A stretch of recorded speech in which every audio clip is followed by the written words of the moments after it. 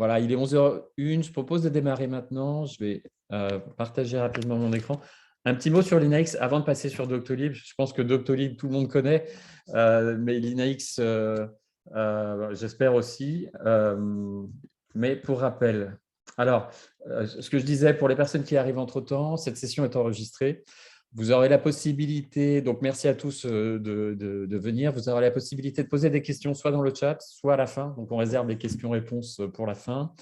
On réserve aussi une chose intéressante, je pense, un Maturity Assessment dont je pourrais parler, si j'ai le temps, 2 minutes avant la fin, pour les 3 premières entreprises qui auraient un projet relié à l'architecture d'entreprise, qui seraient intéressées par l'approche. En gros, on fait un benchmark avec les différents utilisateurs de notre solution et les use cases et voir leur maturité et comment on peut aider en fait à augmenter en maturité. Alors, un mot sur Linux. Je vais partager mon écran. J'espère qu'il est bien visible. Je pense que oui. En fait, Linux, on est une société, c'est une solution d'architecture d'entreprise, donc en mode SaaS, qui, à l'origine, on va dire, le cœur du réacteur se trouve au milieu. C'est le mapping, la cartographie du paysage applicatif et du paysage IT en général, avec un très fort axe sur l'utilisabilité, la facilité de mise en œuvre. Ça, je pense qu'on va le voir très, très rapidement avec Doctolib. On est ravis d'avoir aujourd'hui plus de 700 clients et parmi lesquels, en fait, pas mal de sociétés assez tech, donc comme des Snowflake, Doctolib évidemment, plus récemment Open Classroom, on travaille avec Criteo, voilà, des sociétés comme ça, mais aussi des industries un peu plus traditionnelles, j'ai envie de dire, comme GRDF ou la Massif, enfin des clients dans différents environnements, à peu près une trentaine en France aujourd'hui. Donc, le cœur du réacteur est là au centre de cette image, donc, de l'architecture d'entreprise, avec un accent fort sur la collaboration entre le business et l'IT. Donc, on voit chez nos clients qu'il y a beaucoup de gens des métiers en dehors de l'IT qui vont participer à avoir une visibilité sur la stratégie IT. Donc, ça, on va le voir très, très bien, je pense, dans quelques instants. Et à ça, on a rajouté des périmètres supplémentaires qui sont la gestion de tous les logiciels en mode SaaS, parce qu'on a vu l'explosion du nombre d'utilisations de logiciels en mode SaaS, et notamment par des métiers donc, qui créent une zone de shadow IT. Donc, on a voulu remettre dans le périmètre pour éviter justement d'avoir des zones non contrôlées par l'IT. Donc, on a une solution qui permet d'aller détecter toutes les utilisations des logiciels en mode SaaS et puis de les gérer, voilà, gérer aussi les coûts, etc. Ainsi que la partie de droite, ce qu'on appelle le Value Stream Management, qui est aussi récupéré dans le périmètre applicatif, tout ce qui est DevOps, le développement des microservices et avec l'explosion aussi des API. L'idée, c'était d'avoir une visibilité sur tout ce qui existe, en fait, ne rien perdre du SI dans le périmètre de l'architecture d'entreprise. Donc, voilà ce qui, en quelques mots, le contexte, hein, la plateforme Linux. Donc, moi, quand je suis arrivé il y a un an, il y avait à peu près 500 clients, 300 personnes chez Linux. Aujourd'hui, on est 450, 700 clients. Et un chiffre dont je suis particulièrement fier, en bas, c'est le NPS, donc le Net Promoter Score, c'est-à-dire la satisfaction client, en résumé. Et si vous vous renseignez, c'est très élevé, hein, 65. Donc, on est ravis d'avoir un retour client positif. Et la société, vous pouvez regarder un petit peu le parcours aussi d'André Christ, le fondateur. On est très, très customer-centric. Donc, ça, c'est quelque chose qu'on regarde de très près. Et ce qui nous a permis également d'avoir une progression incroyable sur le Magic Quadrant qui nous a placé aujourd'hui en haut à droite par le Gartner. Voilà, un dernier mot avant de passer la parole à Sébastien. Voilà l'équipe de France. Donc, on est 450 dans le monde. Là, je compte, on est à peu près 13 personnes. Alors, je ne sais pas si tout le monde est présent ici. Donc, pour s'occuper du marché français et Europe du Sud, mais vraiment concentré sur la France, entre des personnes côté commerce, marketing, mais aussi CSM. Très, très important. CSM sont Victoria qui est avec nous, des personnes qui s'assurent que la promesse ou ce qu'on définit au départ quand on discute de la mise en place de Linux est un suivi et soit réalisé après la signature du contrat. Voilà pour ma partie. Un grand merci à Doctolib et Sébastien qui est avec nous de nous faire cette présentation des raisons de leur démarche. Et moi, je vous retrouve à la fin pour les questions-réponses. Et je laisse la parole à Sébastien. Merci beaucoup Stéphane pour cette introduction. Je lance ma présentation. Est-ce que vous voyez bien mon écran? Parfait. OK. Eh ben, on attaque. Merci pour l'introduction. Donc, bonjour à tous. Très heureux d'être avec vous et de parler un petit peu de l'enterprise architecture chez Doctolib. Ce que j'ai voulu mettre en évidence aujourd'hui, c'est expliquer en quoi l'enterprise architecture et un produit comme LeanIX va aider une société en hypercroissance et dans un monde en changement permanent comme Doctolib pour garder le contrôle de son système d'information et d'un système d'information qui est principalement, comme on va le voir, basé sur du cloud et sur du SaaS. Donc, un petit mot d'introduction avant de partir dans le vif du sujet. Moi, j'ai rejoint Doctolib il y a maintenant 2 ans et demi. Auparavant, j'ai eu de nombreuses vies. J'étais entrepreneur, j'ai déjà fait du CIO par intérim, de transition. J'ai fait pas mal de direction de projet aussi, dans un environnement très différent, du CAC 40, du public, de la startup, etc. Et j'ai rejoint Doctolib pour m'occuper d'une équipe qui s'appelle IT Services, qui a vocation à être l'IT interne au début de Doctolib et de plus en plus de se positionner comme la DSI de Doctolib, même si on va pas utiliser le terme de DSI, à savoir s'occuper du système d'information et de l'ensemble des toolings qui vont supporter tous les business process de Doctolib. Je vous expliquerai ça un peu plus en détail par la suite. On va revenir un petit peu sur Doctolib, même si, comme Stéphane le disait, je pense que tout le monde connaît. Moi, j'aime bien revenir sur nos 3 principales missions. La première mission, c'est améliorer la vie des personnels de santé.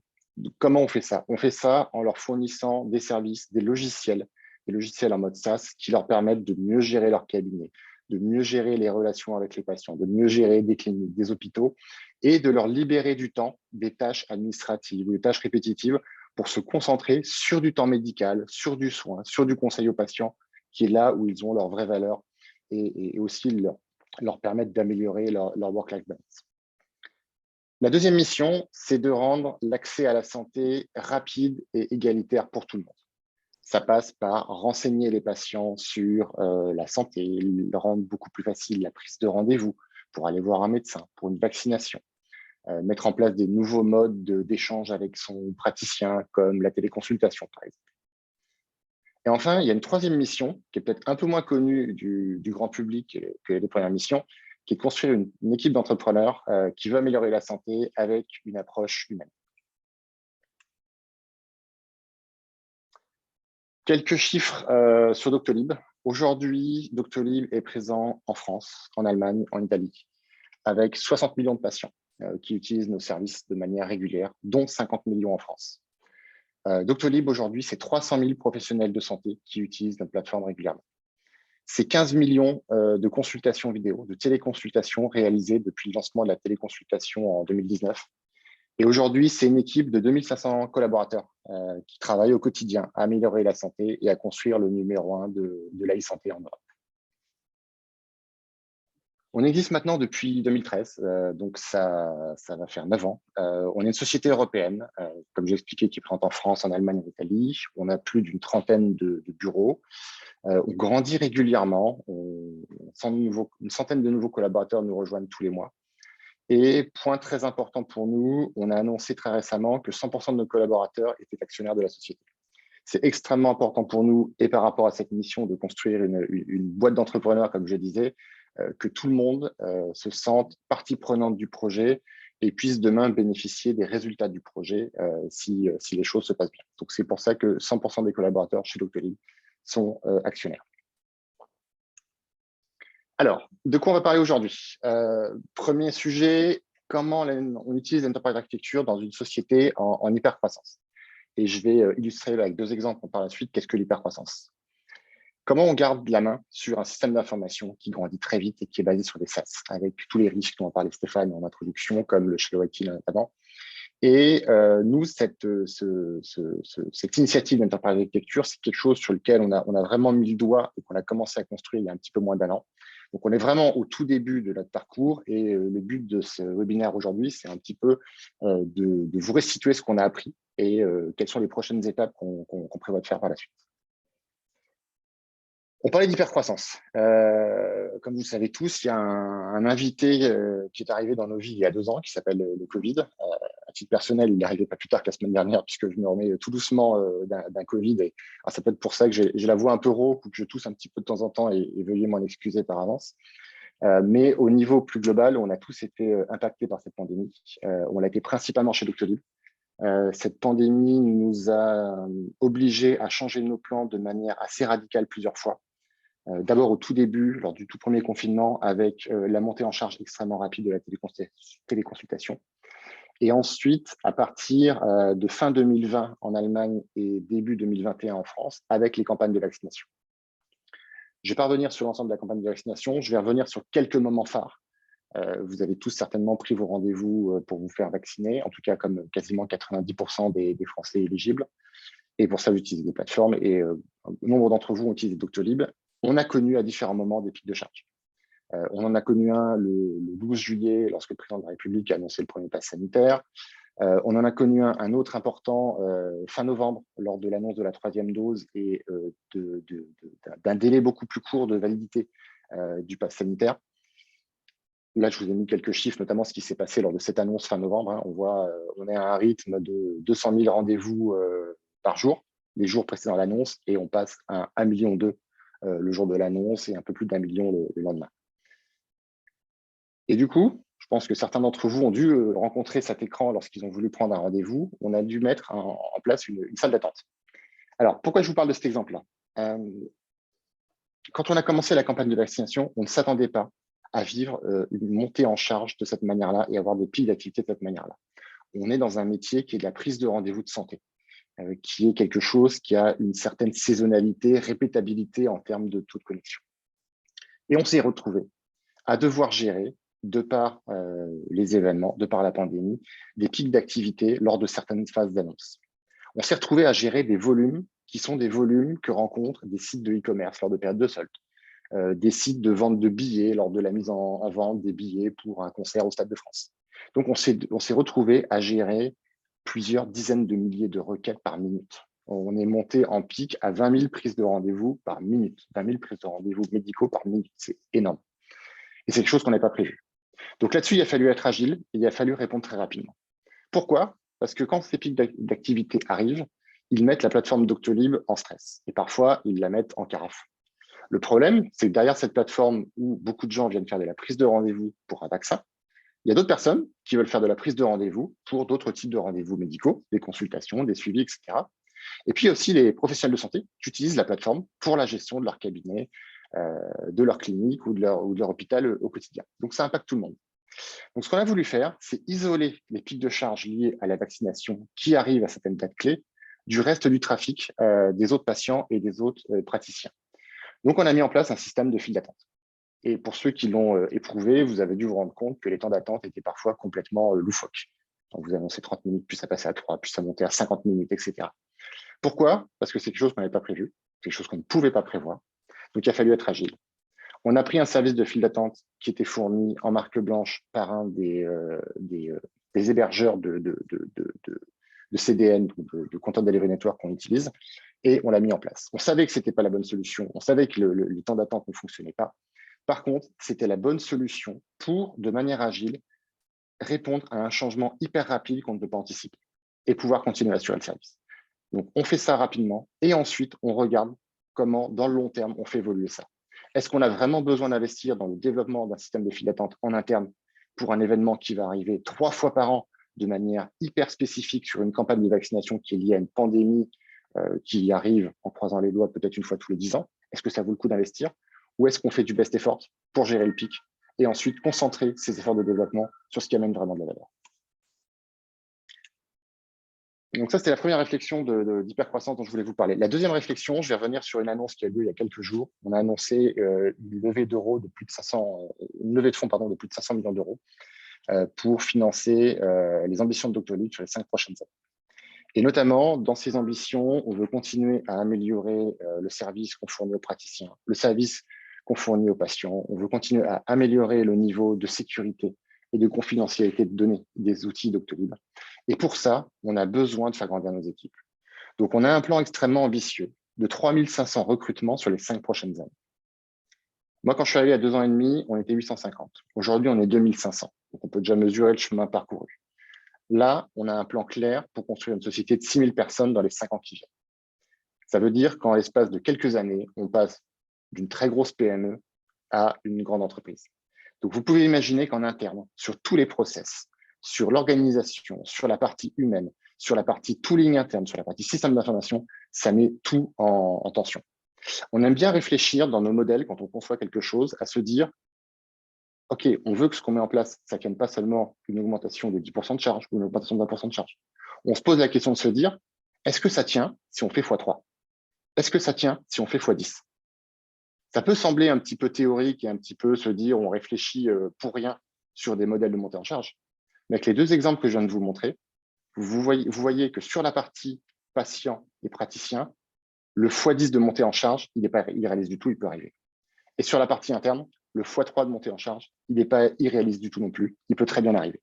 Donc, il faut régulièrement qu'on se pose la question de se dire, est-ce que si on fait x10, est-ce que si on fait x3, ça va tenir? Donc, voilà un petit peu le type de challenge qu'on doit répondre. Avant de rentrer dans le détail, de quoi on parle quand on parle des systèmes d'information chez Doctolib? Aujourd'hui, on a 2 écosystèmes qui sont assez clairs, assez séparés. On a la plateforme Doctolib avec les produits Doctolib, la partie patient, la partie médecin, la partie téléconsultation. Ça, c'est le cœur de réacteur, c'est ce qu'on développe en interne. On a plus de 350 personnes de nos équipes Tech et Product qui développent ces produits, qui exploitent ces produits, qui opèrent ces produits, qui les font évoluer. Et à côté de ça, on a notre système d'information qui est constitué essentiellement de produits off-the-shelf sur catalogue. À date, c'est plus de 232 applications business, tout en SaaS ou en cloud, avec quelques interactions comme le CRM qui parle beaucoup aux 2 produits, bien entendu.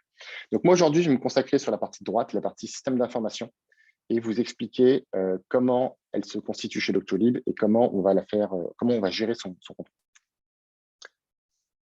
Une des particularités du système d'information, c'est qu'il s'est construit en étant essentiellement drivé par le business. De manière historique, chaque grande business line a constitué son pôle d'équipe IT pour mettre en place ses outils et gérer sa scalabilité, sa croissance. C'est pour ça qu'on va retrouver une équipe IT au sein de l'équipe HR, au sein de l'équipe CRM, au sein de l'équipe finance, au sein de l'équipe data, et ainsi de suite. Ensuite, on a commencé à créer IT Services, donc qui est en haut à gauche, qui avait volonté de rassembler l'ensemble des outils communs, des outils transverses, et potentiellement aussi d'englober l'ensemble des autres outils par la suite.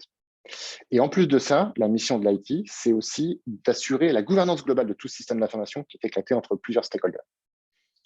Système d'information qui a effectivement différents liens entre les différents domaines et des liens avec le corps des applications et de la plateforme Doctolib, comme vous en doutez.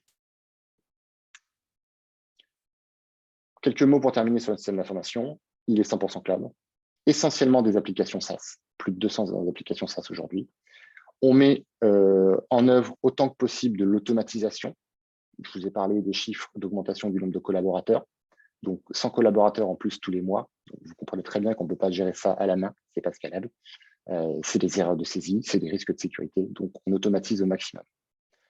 Comme c'est quelque chose qui grandit très vite et qu'on change très rapidement, on a la chance d'avoir encore peu de dette technique. Je mets le peu entre guillemets, parce que la dette technique, ça peut arriver très rapidement. Et on a aussi une autre chance, c'est que comme on est une équipe d'entrepreneurs, comme on a des équipes qui sont encore relativement jeunes, on a la possibilité de faire des changements, du change management assez radical. Donc, on a cette souplesse qui nous permet de basculer complètement un outil en très peu de temps.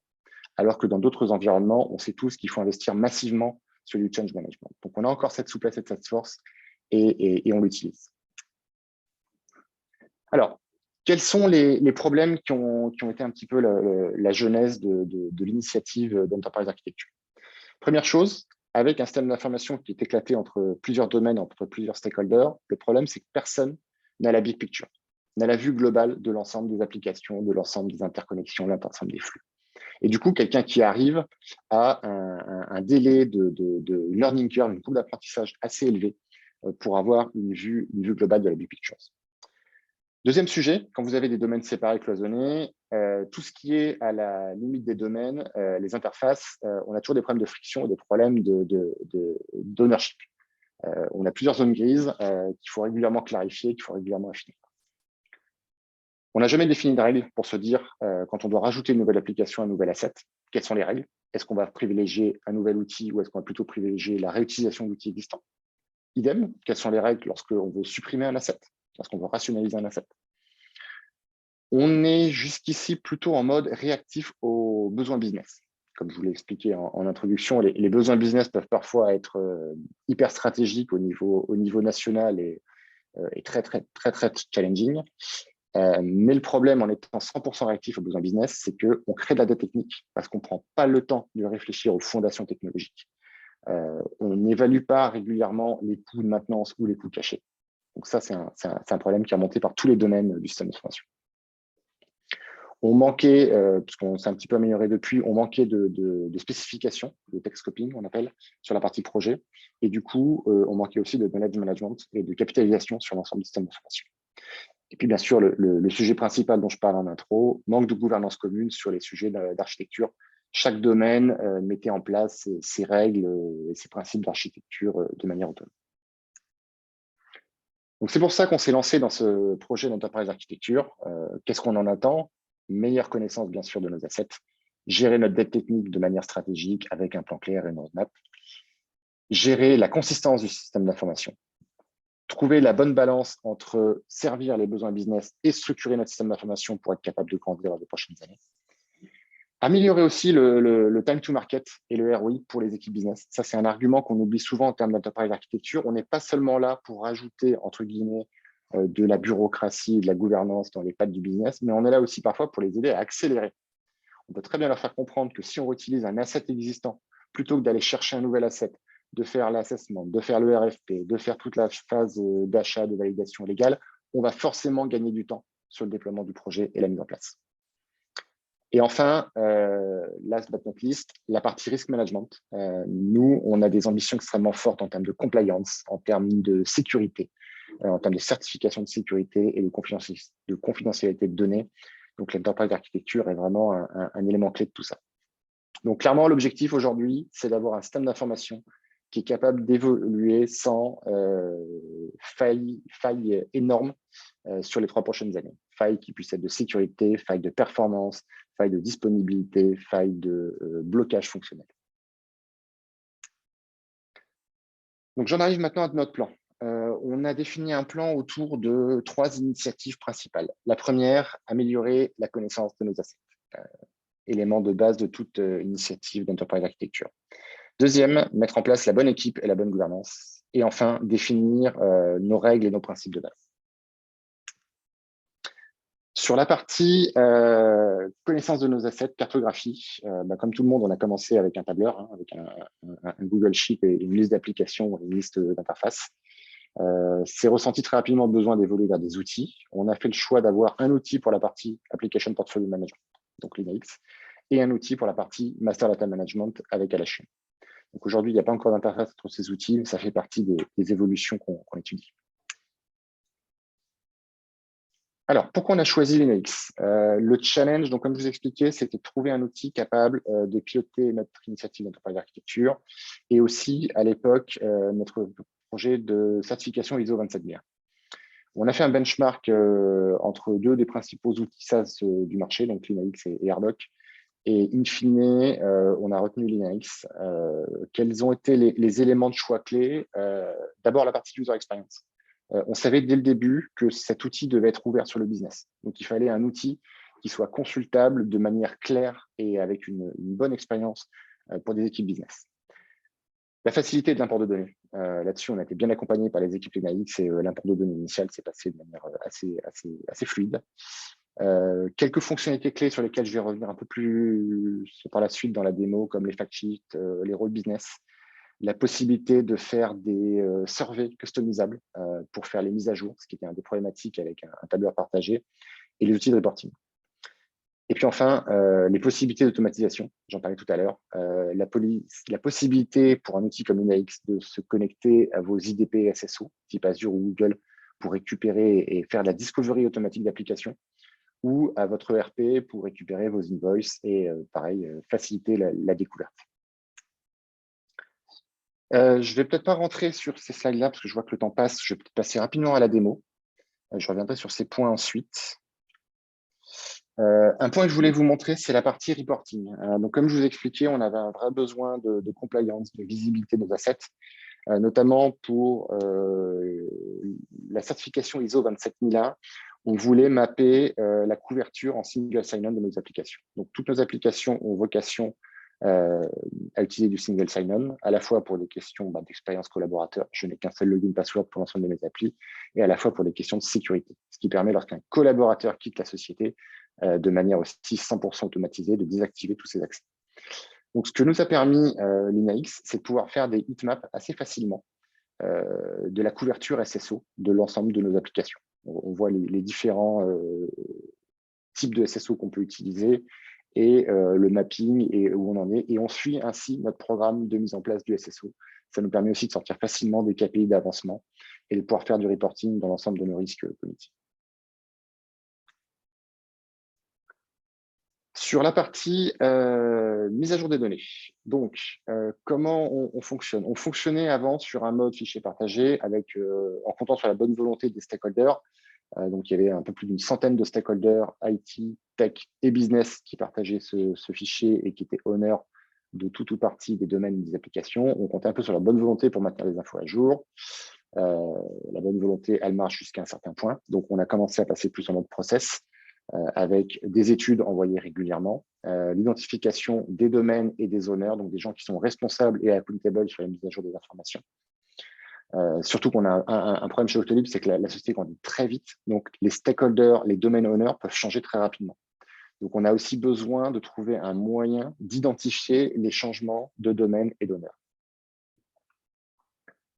Sur la partie point of contact et buying process, j'y reviendrai par la suite. Je vais plutôt parler de la partie automation, ce qu'on est en train de mettre en place pour la partie mise à jour de données.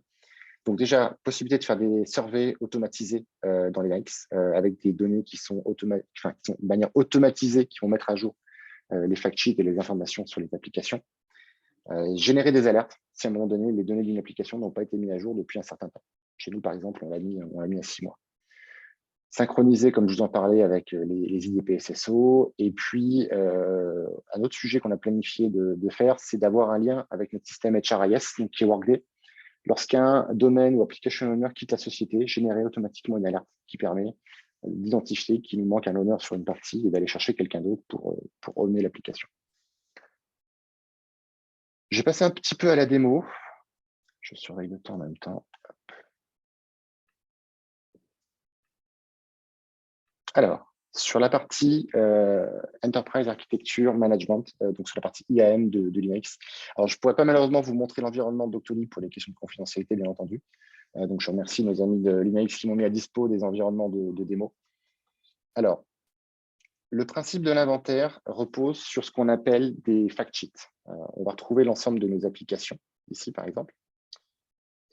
On va aller sur une application.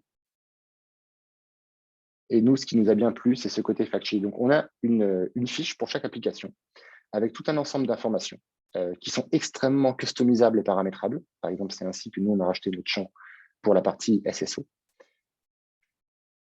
On va retrouver différents rôles sur l'application, différents rôles qui peuvent être juste des observateurs ou alors des responsables de mise à jour de l'application.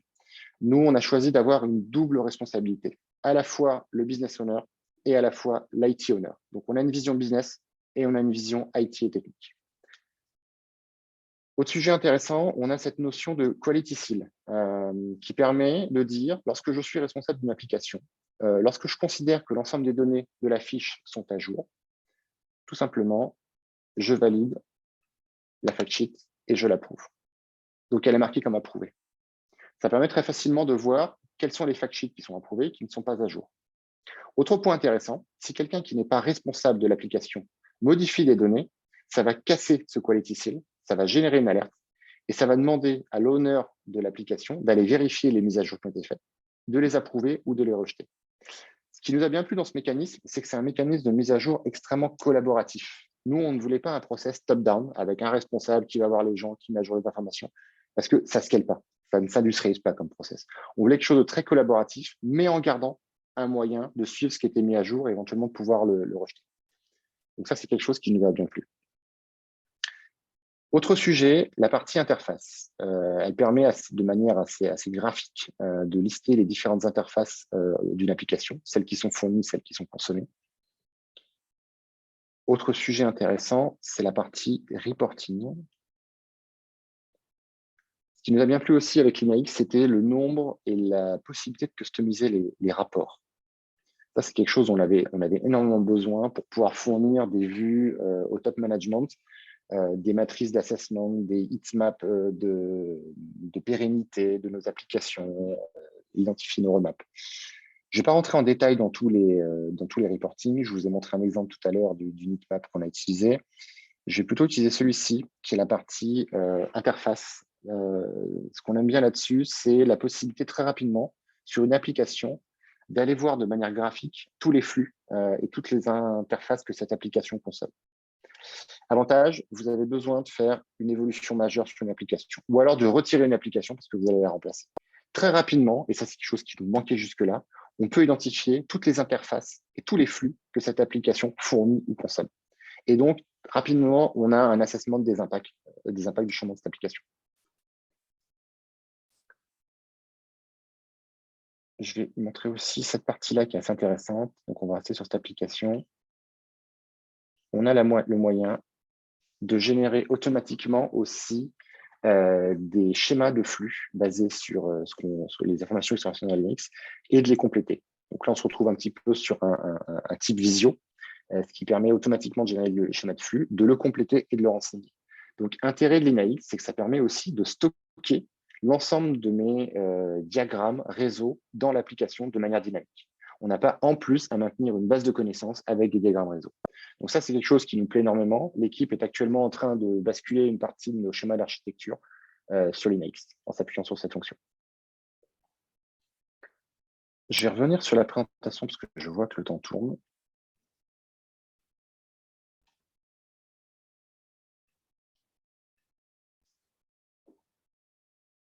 S'il y a des questions, on pourra éventuellement y revenir dans la partie Q&A ensuite. Je passe sur la partie gouvernance. Donc, avant de rentrer en détail dans la gouvernance de l'enterprise architecture, moi j'aime bien ce petit schéma quand on parle de gouvernance. La gouvernance que vous mettez en place sur votre enterprise architecture va dépendre énormément de votre culture d'entreprise. Chez Doctolib, on a une culture d'agilité. L'agilité, c'est quoi? C'est cet équilibre permanent entre le chaos et la bureaucratie. Si on ne fait pas attention, on a régulièrement tendance à tomber d'un côté ou de l'autre. Le challenge, c'est toujours maintenir le curseur au bon moment, au bon niveau, et donc de se poser la question, qu'est-ce qu'on met en place comme gouvernance et comme organisation, sans sombrer dans trop de bureaucratie et trop de lourdeur, mais en même temps, s'assurer qu'on ne sombre pas dans le chaos et qu'on arrive à structurer la société et nos process. Nous, on travaille beaucoup sur des modèles de guild. Donc, on a choisi de partir sur une architecte guild pour cette partie d'enterprise architecture, dans laquelle on va retrouver les enterprise architectes, les solution architectes qui peuvent venir, ou les technical architectes qui peuvent venir des différents domaines qui interviennent sur l'IT. Donc, on peut avoir des solution architectes Azure, on peut avoir des solution architectes Salesforce, on peut avoir des technical architectes Workday ou NetSuite qui discutent ensemble au sein de cette architecture guild. Quelles sont ces missions? Définir ensemble nos principes d'architecture, partager l'information sur les roadmaps et les projets structurants, et notamment ce que j'appelle les Tech Foundations, tous les projets d'architecture structurants qui vont faire évoluer le système d'information. Et surtout, une dernière mission qui est extrêmement importante, comme c'est une initiative qu'on commence, notamment dans une structure qui passe d'un mode startup à un mode beaucoup plus organisé, il y a toute une notion d'évangélisation, au sens faire connaître l'enterprise architecture, faire connaître au business et aux différents stakeholders ce qu'est l'enterprise architecture, ce que ça va leur amener, et la façon dont on le met en place. Vous savez, quand on est une startup comme Doctolib, on a des gens, on commence à mettre un petit peu trop de process qui ont peur qu'on se transforme tout de suite en une grosse administration ou une grosse banque. Désolé pour ceux qui viennent du monde administratif ou du monde bancaire. Et cette forme de bureaucratie ou de rigidité peut leur faire peur. Donc, tout notre travail, c'est de toujours mettre ce fameux curseur de l'agilité au bon endroit et d'amener ce qu'il faut de gouvernance pour amener des outcomes positifs à tout le monde. Donc vraiment, cette mission d'évangélisation, elle est extrêmement clé quand on lance une initiative comme de l'enterprise architecture chez Doctolib. La gouvernance, elle est l'idée par un enterprise architecte qu'on est en train de recruter actuellement. Donc, les principales missions, effectivement, sont de créer cette communauté, s'assurer que notre cartographie soit à jour, soit partagée et reste à jour, aider à construire cette vision d'architecture, communiquer la vision, extrêmement important, et la roadmap qui, derrière, va permettre de mettre en place cette vision. Avantage clé, on s'est assuré, avant de commencer, d'avoir un sponsorship extrêmement fort au niveau du COMEX, pour pouvoir lancer ce type d'initiative. Donc, c'est un vrai besoin et une vraie vision qui est partagée globalement au sein de la société. Une petite parenthèse au passage, donc on a un poste ouvert d'enterprise architecture. Donc, si vous connaissez du monde intéressé, n'hésitez pas à rejoindre notre site job et à postuler. Comment on met en place cette gouvernance dans notre culture d'agilité? Je vais prendre un exemple très concret. On s'est heurté au début à une problématique de shadow IT qui se déclinait comment? Qui se déclinait par des business qui avaient un besoin spécifique, qui allaient eux-mêmes mettre en place un outil en SaaS extrêmement facile à mettre en œuvre, qui commençait au début avec un POC sur une équipe, sur 10, 15 personnes. Et puis c'était validé, puis c'était rajouté une deuxième équipe, une troisième équipe. Et très rapidement, on se retrouvait avec un outil qui était utilisé par 50, 100, 200 personnes, sans aucun cadrage de l'IT. Sauf qu'à un moment donné, ça commençait à se voir, ça générait des problèmes de sécurité, ça générait des problèmes d'interface avec d'autres applications, des problèmes de scalabilité. Et là, généralement, on appelle l'IT au secours. Donc, on a commencé par éduquer, on a commencé par expliquer aux gens pourquoi il fallait mettre l'IT dans la boucle dès le début. Donc, ça a aidé à améliorer les choses, mais pas complètement. Donc, on est passé ensuite à une étape beaucoup plus radicale. Et là-dessus, si j'ai une bonne pratique à vous partager, c'est d'utiliser les équipes procurement, les équipes achats comme un allié. On a bénéficié d'un projet qui avait pour vocation de supprimer toutes les cartes de crédit physiques et virtuelles qui étaient utilisées dans la société pour justement centraliser nos achats autour d'un système de purchase request, de purchase order dans notre ERP. Donc, on a profité de ce projet pour intégrer, déjà pour couper toutes ces cartes bleues sur lesquelles il y avait des abonnements SaaS qui étaient renouvelés régulièrement, et ensuite pour intégrer dans le process d'achat un assessment systématique de l'IT au même type que legal, data privacy ou sécurité sur tout nouvel achat de logiciels, de cloud, de SaaS. De cette manière-là, on voit passer 100% des demandes et on évite de recréer du shallow IT. Pour terminer, je vais parler un petit peu des principes et des golden rules qu'on a identifiés et qu'on commence à mettre en place. Première, on achète un produit plutôt que de le construire. On est le système d'information, on n'est pas le produit Doctolib. Donc, le système d'information, il a une fonction de support du business de Doctolib. Deuxième principe, réutiliser plutôt que d'acheter. Si on a déjà quelque chose qui répond à 80% du besoin, posons-nous la question, est-ce qu'on a vraiment besoin des 20% de fonctionnalités en plus? Est-ce qu'on ne peut pas utiliser et atteindre le meilleur outcome possible, le meilleur résultat possible avec le produit qu'on a déjà? On est SaaS first, pas de on-premise. On met la user experience en avant. C'est important quand on met en place un nouvel outil, d'avoir un outil qui produit la meilleure user ou la meilleure employee experience. C'est extrêmement important. On a des collaborateurs à qui on demande énormément de challenge dans un environnement qui va très vite. Donc, c'est important de leur fournir les outils les plus ergonomiques possibles. On veut éviter d'avoir du rejet d'une application parce qu'on a un écran en plus, un clic en plus pour faire la même chose. Sur des sujets plus IT, un point clé, garder le contrôle de nos OPEX. Ça peut être un effet de bord très rapide sur la partie SaaS notamment. Tous les coûts récurrents. Donc, comment on garde ça en contrôle? J'en parlerai un petit peu plus par la suite. Mettre en place nos règles de sécurité. Single sign-on systématique, automatisation du user et des rights provisioning via un IAM. Et tout ce qui est infrastructure doit être déployé à 100% par des mécanismes d'infra as code. Et puis, dernier point, enfin, la réversibilité. On sait qu'on va très vite, on sait que le produit qu'on choisit aujourd'hui, il peut très bien répondre aux besoins du business pendant 2 ans, mais dans 2 ans, comme la société aura changé, aura grandi énormément, on aura potentiellement un autre besoin.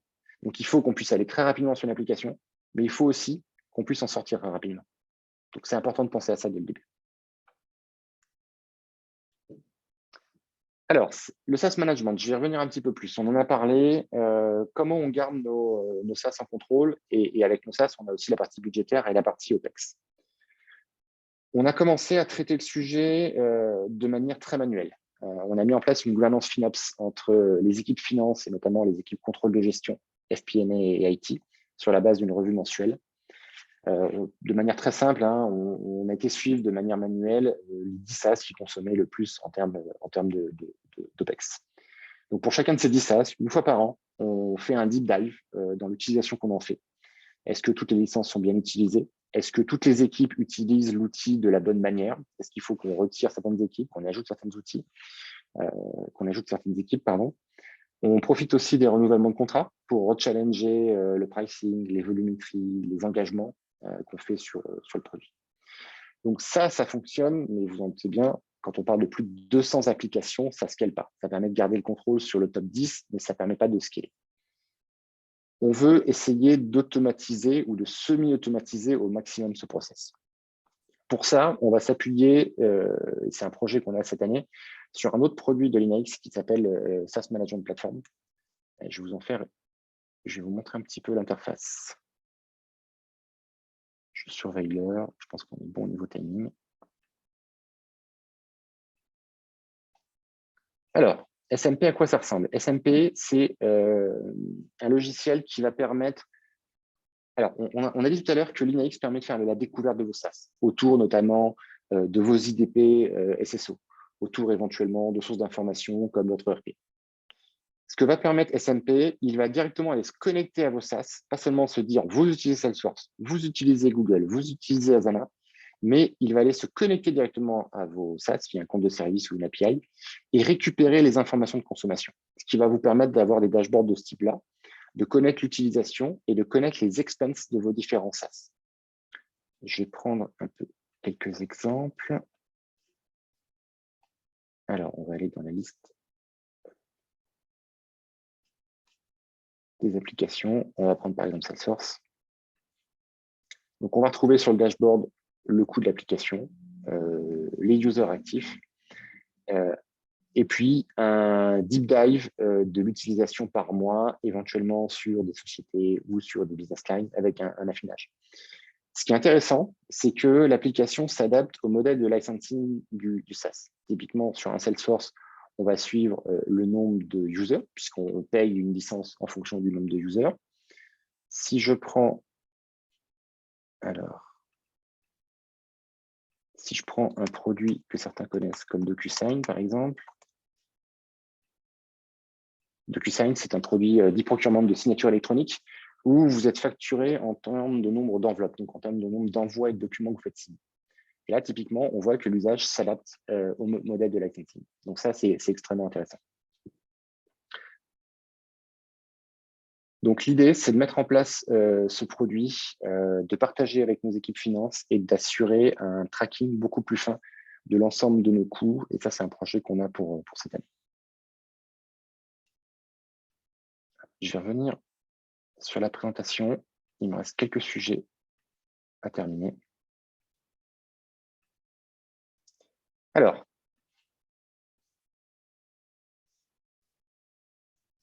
quelles sont les prochaines étapes pour nous? Qu'est-ce qu'on a prévu de faire cette année? Continuer à développer l'utilisation de Linux. Je vous ai parlé de plusieurs sujets en termes d'automatisation pour la mise à jour de données. On a parlé du SaaS management. Aujourd'hui, Linux est ouvert à environ 200 personnes, équipe IT et principaux business partners. L'ambition, c'est de l'ouvrir à toute la société et de vraiment l'utiliser comme cœur de notre catalogue de produits et services. Donc, c'est de l'information qui doit être la plus fraîche possible, la plus à jour possible et être partagée à tout le monde pour faciliter la réutilisation de différents composants. Et bien sûr, mettre en place des KPI pour traquer ces usages. On veut continuer à améliorer notre gouvernance. Donc, on est en cours d'embauche de notre premier enterprise architecte. On veut aussi structurer un peu mieux tous nos rituels pour intégrer toute la partie enterprise architecture dans nos différents types de rituels, de construction de roadmap, etc. Et puis, le dernier sujet, c'est qu'on est aussi en train de faire grandir la relation de business partnership entre l'IT et les business. Jusqu'ici, on avait plutôt une relation où l'IT était assez consommatrice des demandes du business. Il faut telle nouvelle application, j'ai tel nouveau projet, etc. Et on veut aller dans un mode qu'on a déjà réussi à mettre en place avec certains business, où l'IT est précurseur. C'est-à-dire l'IT a un rôle de préconisateur de tendances, d'évolution, de projets de fondation technique qu'il faut mettre en place pour co-construire des roadmaps et surtout commencer à projeter des visions un peu plus long terme. Pas seulement de se dire qu'est-ce qu'on fait sur le quarter suivant ou sur les 2 quarters suivants, mais c'est quoi notre vision à 2-3 ans du système d'information pour la finance, du système d'information pour les RH, et ainsi de suite. Et pour ça, pour co-construire cette roadmap et projeter une vision long terme, on veut s'appuyer sur l'enterprise architecture. C'est un outil pour partager avec le business la big picture, faire comprendre au business où se trouve leur domaine, l'interaction de leur domaine avec les autres domaines du système d'information et comprendre ensemble pourquoi on doit faire ces projets de fondation qui peuvent être sur du moyen ou du long terme. Pour terminer, qu'est-ce qu'on a appris depuis 12 mois sur l'enterprise architecture? Première chose, c'est on est vraiment encore au tout début de l'initiative, comme vous avez pu le voir. Donc, un challenge clé, c'est amener de la structure dans un monde en évolution très rapide. Donc, c'est vraiment le leitmotiv extrêmement clair de cette initiative. C'est pas toujours facile quand vous travaillez avec des équipes qui sont très jeunes, qui sont très agiles, qui sont très rapides. Donc, on a aussi besoin d'injecter un peu de seniorité et un peu de vécu sur ces sujets-là et d'amener des gens qui ont déjà fait ce type d'initiative et qui ont déjà vu les intérêts pour une société en croissance. Ambition aussi très forte d'automatiser. On parlait toujours de cette culture d'agilité. Un des moyens d'éviter de tomber dans trop de bureaucratie, c'est aussi l'automatisation. L'automatisation permet d'éviter ces process manuels qui génèrent souvent de la friction. L'enterprise architecture, en guise de conclusion, pour nous, c'est un sujet stratégique. On parle souvent d'enterprise architecture comme transformation de l'entreprise. Ce n'est pas un sujet de transformation chez Doctolib parce qu'on est une société qui est encore jeune, on est une société qui est très agile, qui est 100% cloud. Pour nous, c'est un sujet de scalabilité. Pas de transformation, mais de scalabilité. On sait qu'on doit s'appuyer sur l'enterprise architecture si on veut atteindre les ambitions qu'on a à 5 ans. C'est aussi, si vous avez suivi un petit peu l'actualité, vous avez vu que Doctolib aujourd'hui s'est positionné sur plusieurs acquisitions de sociétés en Italie ou une société comme Tanker en France de technologies de sécurité. L'enterprise architecture doit être un levier pour faciliter ces intégrations. Ça permet plus facilement, lors d'un M&A, d'aller mapper le système d'information cible et de voir comment celui-ci va atterrir sur le système d'information source. Et enfin, l'enterprise architecture, on le voit aussi comme un outil de communication de notre vision, de la vision de l'IT, pour aider la société à délivrer, à aboutir sur sa stratégie, à délivrer sa stratégie. C'est tout pour moi. J'espère que j'ai été dans les temps. Oui, on n'a pas envie que ça s'arrête. C'était tellement intéressant que, franchement, merci beaucoup. Je propose de passer aux questions-réponses. Il y en a beaucoup. Je ne suis pas sûr qu'on arrive à toutes les traiter. Si on n'y arrive pas, on pourra les prendre en asynchrone par mail ou autre. Donc, alors, il y a généralement les personnes qui ont posé des questions par chat et une qui a utilisé le Q&A qui était prévu pour. Ce n'est pas grave. Alors, il y a d'abord une remarque et pas une question. Pouvez-vous réexpliquer la distinction plateforme information system en termes également d'organisation et responsabilité? Oui. En fait, on est ça va être un peu réducteur, mais on est un éditeur de logiciels SaaS. Au final, c'est ça ce qu'on fait. Donc, pour ça, il y a besoin d'avoir 2 types d'équipes techniques. Une équipe technique qui développe nos produits SaaS, qu'on appelle Tech and Product, qui sont organisés notamment sur des modèles de feature team. Pour ceux qui connaissent un petit peu les modèles d'organisation type Spotify, on a des gens qui sont spécialisés dans les notifications de rappel de votre rendez-vous. On a une équipe dédiée qui bosse sur le format des messages SMS ou email que vous recevez quand vous avez pris un rendez-vous, par exemple. On a des gens qui sont spécialisés sur l'expérience mobile, on a des gens qui sont spécialisés sur la partie interconnexion avec les systèmes de sécurité sociale, et ainsi de suite. Donc ça, c'est vraiment des équipes de développeurs, des développeurs full stack en plus. Tout le monde s'appuie sur la même stack technique, du Ruby on Rails, par exemple, pour développer les produits Doctolib. Donc ça, aujourd'hui, c'est 350-400 personnes. À côté de ça, on a le système d'information pour tous les process qu'on a en interne chez Doctolib. On a des process sales, comment je fais un process d'order to cash, du lead initial pour signer un nouveau client jusqu'à la partie facturation et intégration de comptabilité. On a des process RH, on a des process finance, on a des process procurement, on a des process de support, de customer support. Comment on gère la lutte contre le churn des clients, comment on gère l'escalade des tickets clients, etc., etc. Donc tout ça s'appuie sur un ensemble d'outils, de systèmes d'information que je vous ai présenté aujourd'hui, qui sont 100% SaaS et sur lesquels on base notre enterprise architecture. Alors bien sûr, ces équipes se parlent, hein. C'est pas cloisonné, c'est pas en silo. Il y a des interconnexions à différents niveaux. Le CRM va parler à la plateforme, le billing va parler à la plateforme, les outils de support vont parler à la plateforme et ainsi de suite. Mais on essaye d'isoler au maximum, à la fois pour des questions de limite de responsabilité, pour des questions de confidentialité aussi, des données personnelles de nos praticiens et de nos patients. Ouais, c'est très clair, super. Il y a d'autres questions. Comment faites-vous remonter, donc de Laurence, comment faites-vous remonter le ROI de ces points à la direction? Alors, c'était en cours, je pense que tu as dû parler de ROI. Comment est-ce que ça remonte à la direction? J'imagine que la question, c'est est-ce que le COMEX accède directement ou est-ce qu'il y a des reportings qui sont faits de manière désynchronisée? Alors, excellente question, la question du ROI. C'est quelque chose qui n'existait pas vraiment chez nous. C'est quelque chose sur lequel on commence un petit peu à maturer et à évoluer. Pour l'instant, on ne parle pas vraiment de ROI, on va plutôt parler d'impact. On se pose la question de se dire, qu'est-ce que ce projet va amener? En début d'année, la société se définit une dizaine d'objectifs stratégiques. Typiquement, sur tel domaine, on veut avoir tant de praticiens en plus, tant de patients en plus, ainsi de suite. Et on a aussi des objectifs internes.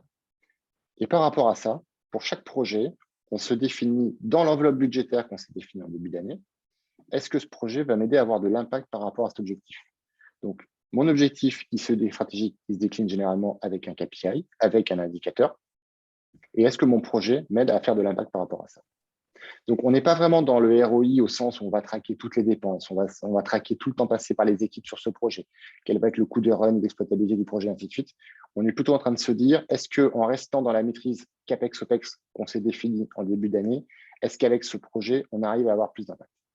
Et en gros, pour revenir encore là-dessus, si on réfléchit en termes de staffing des équipes, on a un budget pour avoir une équipe de tant de personnes fin d'année. La question à se dire, c'est avec ce nombre de personnes, comment je délivre le plus d'impact possible par rapport aux objectifs stratégiques. Et c'est comme ça qu'on construit notre vision, qu'on construit nos roadmaps et qu'on choisit nos projets. Très clair, super, merci. Alors, je continue les questions. J'espère qu'on ne va pas trop déborder. Quel type de données avez-vous importé? Question de Théo. Très bonne question, ça va juste un peu vite sur le sujet. On a importé les données qui étaient dans un G-Sheet dans lesquelles on avait la liste des applications, on avait les business owners, on avait des informations d'usage, nombre de licences, on avait des informations contractuelles, date d'engagement, type de renouvellement. On avait des informations d'assessment de sécurité, quel type de données sont contenues par l'application. Des données de criticité business, quel est le niveau de criticité business de cette application. Dans les données de sécurité, j'ai parlé aussi de la partie SSO, par exemple. On avait un fichier G-Sheet qu'on avait fait évoluer avec le temps qui devenait assez lourd à manipuler, dans lequel on trouvait beaucoup de choses. Et c'est ces données-là qu'on a importées. Et on avait aussi des liens d'interface entre les applications. L'application A fournit une interface qui est consommée par l'application B. Donc, toutes ces données, on a réussi, avec l'aide des équipes Linux, à les importer et à les retrouver dans l'application. Autre question amusante, enfin, qui m'intéresse particulièrement, quid du comparatif OPEX versus Next, OPEX, donc méga, solution historique. Est-ce que ça faisait partie du scope? Dans le choix du produit? Oui, je pense que c'est ça la question. Ouais. D'accord. Alors, je répondrais bien, hein, mais ce serait peut-être… Je vais donner ma réponse, tu donneras la tienne après. Ce serait pas mal. Alors, nous, en fait, le choix déjà au début, il est, comme je vous l'ai expliqué, on est SaaS first. Donc, on va toujours privilégier une application SaaS. Avec un modèle d'OPEX aussi, parce que c'est la façon dont notre budget, notre consommation est construit. Donc, j'ai envie de dire, ce n'était pas un sujet de réflexion de notre côté. Alors, la question, pardon, OPEX avec un H, c'est méga OPEX, c'est un logiciel historique, on va dire, d'architecture d'entreprise. Je ne sais pas si ça faisait partie des… Non, non, Non. en fait, on est assez basique quand on fait un assessment d'un nouveau besoin. Ouais. On regarde comme tout le monde, hein, les Gartner, les Forrester, etc., pour voir un petit peu qui sont les leaders. On va très rapidement se focaliser sur les solutions plutôt SaaS, sur les solutions qui offrent aussi cet aspect de user experience assez fort. Ouais. Et surtout, sur ces sujets-là, on aime bien aussi aller voir un petit peu les challengers et ceux qui apportent une nouvelle vision, une nouvelle un peu fraîcheur à un marché. Donc, on n'a pas été regarder des produits comme Mega. Parfait. Bonjour. Donc, question de Rémi. Enfin, c'est peut-être le nom de famille. Rémi, avez-vous pensé à la modélisation de diagrammes en Archimate, par exemple?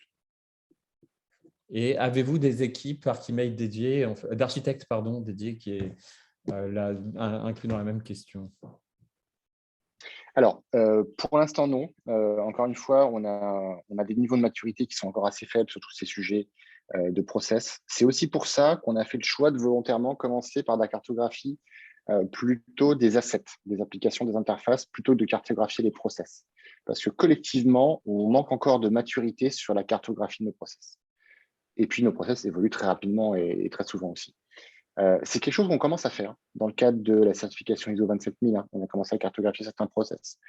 Par exemple, on a aujourd'hui une cartographie de nos process finance qui est assez avancée. Et clairement, ça va être un des prochains leviers. Une fois qu'on aura bien cartographié nos assets techniques, ça va être d'aller beaucoup plus cartographier nos process, de voir comment ces process s'appuient sur les assets techniques et d'aller voir où est-ce qu'on a des manques, des choses à améliorer, etc. OK. J'ai une question aussi là qui est assez proche. Alors, je ne peux pas toutes les prendre malheureusement, mais de ce que je comprends, la démarche étant globale, est-ce qu'il y a d'autres outils s'intégrant à Linux pour BPM, GRC, etc. BPM, oui. Alors là, pour le coup, je peux peut-être répondre un peu.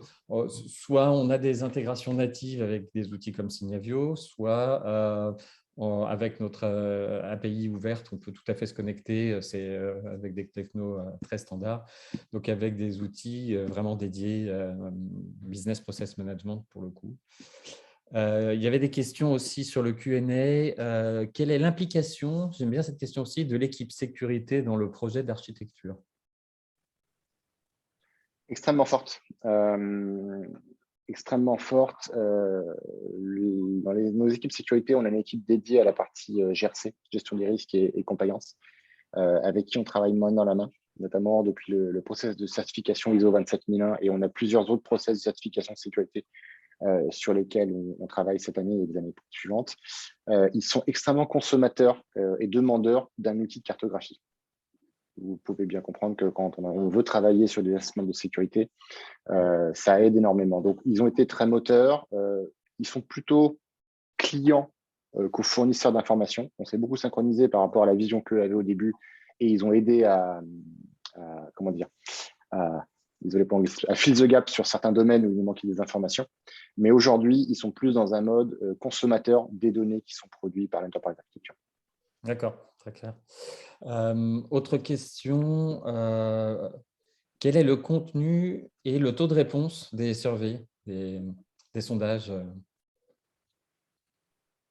Très bonne question. Très honnêtement, on en a fait très peu pour l'instant, donc c'est dur Pareil. d'avoir des infos un peu valables. Mais globalement, les gens sont assez participatifs chez nous à ce genre de choses. À partir du moment où ils comprennent l'intérêt, on a des assez bons taux de réponse. Mais c'est aussi, et excuse-moi Stéphane, c'est aussi pour ça que j'insiste sur le fait que c'est pas l'alpha et l'oméga. C'est pour ça qu'on veut énormément s'appuyer sur des sujets d'automatisation. On sait tous que dans les surveys, on n'a jamais 100% de réponse et on a toujours des blind spots qu'on n'arrive pas à compléter. C'est très clair, merci. Bonjour, comment faites-vous le lien entre vos assets applicatifs et les assets techniques de type serveur? Alors, pour juste un petit mot, chez Linux, il y a aussi un connecteur natif avec ServiceNow, par exemple, qui remonte la CMDB, ou pareil, avec la connexion API, on peut remonter des informations de la CMDB directement et sélectionner les informations qu'on veut garder. Donc, chez Doctolib. Très simple, on a très peu d'assets techniques, on n'a aucun serveur propre. Oui, c'est vrai. Comme je vous expliquais, c'est essentiellement du SaaS, donc il n'y a pas d'assets techniques. Il y a un petit peu d'infrastructure cloud pour certains services Docker comme Active Directory ou Mobile Device Management. Donc ça, pour l'instant, on les cartographie pas vraiment dans Linux, on les cartographie à part. Et puis, il y a toute la partie devices, endpoint, collaborateurs qui, eux, sont gérés dans un outil d'asset management qui est complètement différent. D'accord, très clair. On a un petit peu débordé. J'ai encore une ou deux questions qui sont vraiment intéressantes. Quel est le niveau de granularité des interfaces décrites dans Linux? Il est assez high level pour l'instant. On se pose surtout la question d'identifier s'il y a une interface ou pas. Donc aujourd'hui, c'est quel type d'interface? Est-ce que c'est un batch? Est-ce que c'est un FTP? Est-ce que c'est un web services? Le sens. On a un projet qui est d'aller faire le lien ensuite avec la partie Master Data Management, donc je vais parler rapidement, qui se base sur Alation. L'idée étant de dire Alation décrit les données et éventuellement les transformations qui sont dans les données, et Linux va juste décrire l'interface qui sert à faire cette transformation. En gros, le tuyau, si je schématise. D'accord. Ok. Alors après, il y a des questions sur les business impact, les analyses d'impact de manière générale, et des questions sur les backups. Je vois qu'on est un peu débordé. Je ne sais pas si on peut continuer un tout petit peu. Si tu veux en prendre une parmi ces questions sur analyse d'impact, par exemple. Analyse d'impact, on est encore vraiment au tout début. Aujourd'hui, les analyses d'impact sont surtout utilisées par les équipes IT pour se dire sur ce tel projet. On les utilise vraiment en knowledge management pour se dire, voilà, tel projet va avoir des liens avec telle application. Donc, il faut qu'on prenne ça en compte. Aujourd'hui, il n'y a pas vraiment d'analyse d'impact au niveau business qui sont utilisées. Et enfin, je pense qu'on peut terminer par ça. Et puis, les questions qu'on n'aura pas pu adresser, on le fera en asynchrone. Quelle sera l'approche, en fait, si jamais il y a des outils SaaS qui sont utilisés et pas approuvés, et donc qui sont détectés, qui vont être détectés, quelle va être la stratégie? Est-ce que la paire de ciseaux va fonctionner? On discute avant de couper. Non, l'idée, encore une fois, hein, on est plutôt dans comment dire, dans l'évangélisation, dans le awareness et faire prendre conscience aux gens. Le cas où on va vraiment couper tout de suite, c'est s'il y a un vrai risque de sécurité ou de confidentialité de données. Pardon. D'accord, c'est très clair. En tout cas, merci beaucoup. Merci à tous les participants. Merci, un grand merci à Sébastien et toute l'équipe d'Octolib. Je ne peux que appuyer ton annonce pour la recherche d'un architecte d'entreprise. C'est une super équipe, donc vous ne serez pas déçus en la rejoignant. C'est dynamique, ça booste et puis voilà, donc on les adore. Je peux aussi passer une annonce parce que je recherche 2 collaborateurs en tant que commerciaux chez Linux, donc n'hésitez pas. Voilà, donc ce que je disais au tout départ, c'est que on propose en fait aussi, on a commencé à construire des maturity assessments qu'on fait avec certains de nos clients, aussi des entreprises qui utilisent potentiellement d'autres choses, pour voir en gros à quel niveau on peut se situer sur la démarche d'architecture d'entreprise.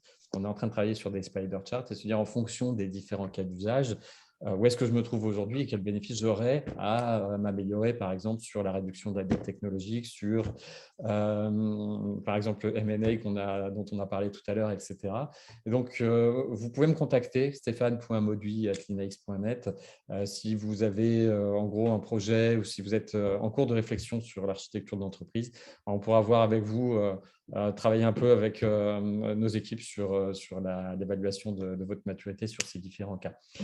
Voilà, un grand merci encore à vous tous et surtout à Sébastien. On souhaite une accélération encore toujours aussi forte. Je pense qu'avec les levées de fonds, tout est là pour. Super licorne, la première licorne française, je crois, aujourd'hui, Doctolib. Donc, un grand bravo à tout le monde. Merci beaucoup et je vous souhaite à tous une très bonne journée. Merci à vous, très bonne journée. Au revoir.